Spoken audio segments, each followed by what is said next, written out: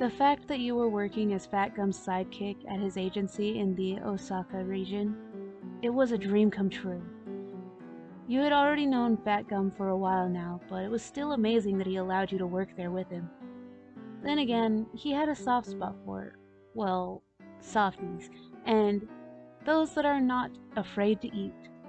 You and Kirishima were not scared to eat, and even though Amajiki was scared to be himself, he never was one to shy away from food.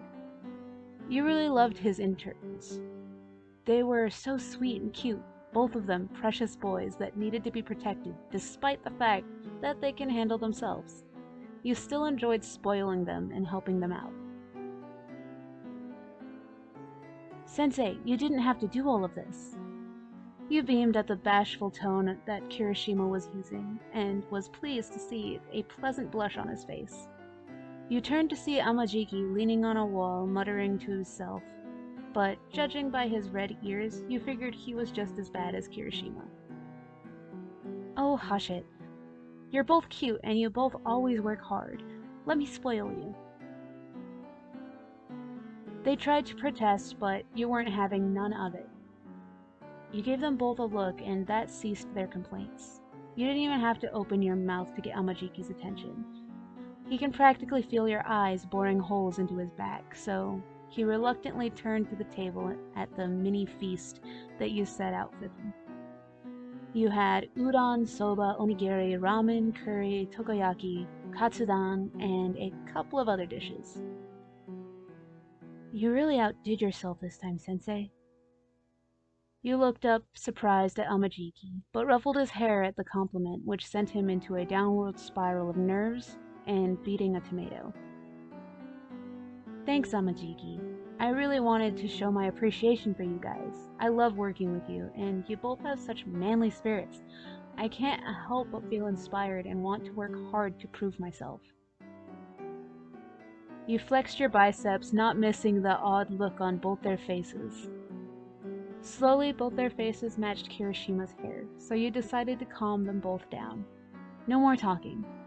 We got a ton of food to fill our stomachs. That seemed to have brought them out of their stupor. You're so manly, Sensei. This kid was adorable, and you decided to try and arrange a meeting for him to meet the hero Crimson Riot. You can only imagine the look on his face when you managed to make it happen. With those thoughts in mind, all three of you sat down to eat, enjoying yourself in Fat's apartment. As expected, it was rather large to fit his 8'2" frame, and since he got used to the company, he included an extra large couch bed thing. That thing was comfortable, especially when you came back from patrolling with him, and it was too late to go back to your apartment. He would let you crash there, giving you the fluffiest pillows and blankets he can find. You never told him, but you had a favorite pillow and blanket, because it smelled like him, and you were not about to ruin that because you have a not-so-little crush on your boss. Who does that? Out of all the available men out there, you had to fall for not only a well-known pro-hero, but said pro-hero is also your boss, and the reason why you were getting paid. Way to go.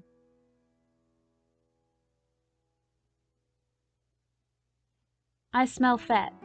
You quirked an eyebrow at Kirishima as he sniffed the air, and then his eyes lit up as he heard the jingle of the front door open. Honestly, he looked like a puppy who has waited all day for their owner to come home. And now you're screwed because you can't get that cute image out of your head. Something smells delicious. You knew the hero was going to be hungry, so you cooked a whole lot of food, knowing damn well you and the interns weren't even going to put a dent in the buffet you created. You turned your head when you heard him coming, but your jaw dropped at the sight. He was skinny. He was in his skinny form, and his sweater seemed to have been torn. It was weird to see him in his low-fat form, but damn, you'd be lying if you said he didn't look good. Shit. What happened to you? Why are you in your low-fat form? He rubbed the back of his neck as he looked away from the 3 pairs of eyes staring at him, waiting for answers. Well, you see, there's a big old bomb that was about to explode, and I jumped on it, absorbing the impact, but upon the release, it caused all my fat to be destroyed. At least he had the decency to look sheepish, and to his embarrassment, his stomach growled loudly to let all occupants know he was starving. Go wash up and then come and stuff your face. He nodded his head, not willing to argue with you, and went straight to his room where the bathroom was located. You turned to the boys and saw that they were stuffed and looked on the verge of falling asleep. You looked at the time and saw it was getting late. I want you two to head back to the dorms. It's a long ride from Osaka to Mustafa, and I don't want your sensei to have mine or Fat's head. You were mostly talking about Eraserhead, but they seem to have gotten the hint. They both got up, clearing away their mess and dishes, and headed out, but not before bidding you farewell. They were used to you staying at Fatgum's, and you had a sneaking suspicion they were assuming something that was not true. No matter how much you prayed it was, Fatgum was so sweet and loving, but he was like that with everyone. He's a giant teddy bear shaped like a friend. Make room for the big guy, Fatgum's thundering voice echoed from the hallway as he came in wearing a tank top and some stretchy loose jogging pants. To your surprise, he seemed to have a tattoo peeking from his chest. When the hell did he even get one? There's plenty to eat, so enjoy. He plopped down, and when you made to get up, he quickly grabbed your hand, halting you in your movements. Where do you think you're going? I want you next to me.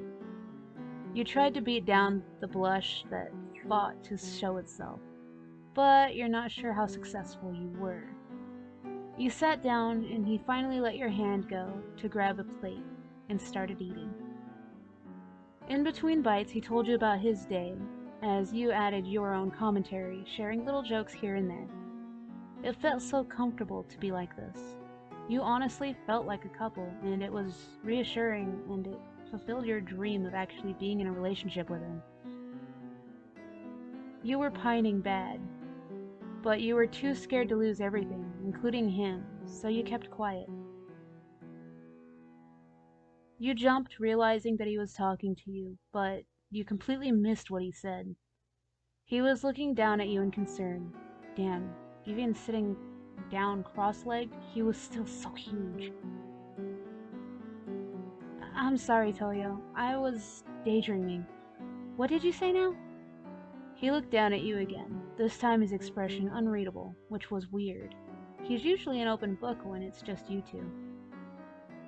I was in fact asking if you're okay. You've been acting a bit different, and I just wanted to know if I did something wrong. His eyes widened as you stood up, getting in his face, and realizing that damn, he was more than half your height, sitting, but that wasn't going to stop you. You did nothing wrong, it's just me. I don't know how to sort out my feelings at all, you're just too damn perfect. You know that? You're so sweet, so kind, and you're a giant cuddly teddy bear. I love that about you. I love a lot of things about you. But do I know how to tell you? No! You stopped yourself cold turkey as it all just hit you. You're a dumbass. In your panic and need to reassure him, you spilled the beans on yourself.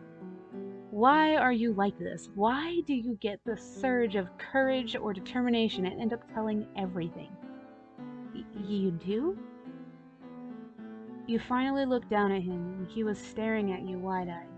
Food forgotten, a flush on his face, and you knew you were mirroring his look. I shouldn't have said anything at all.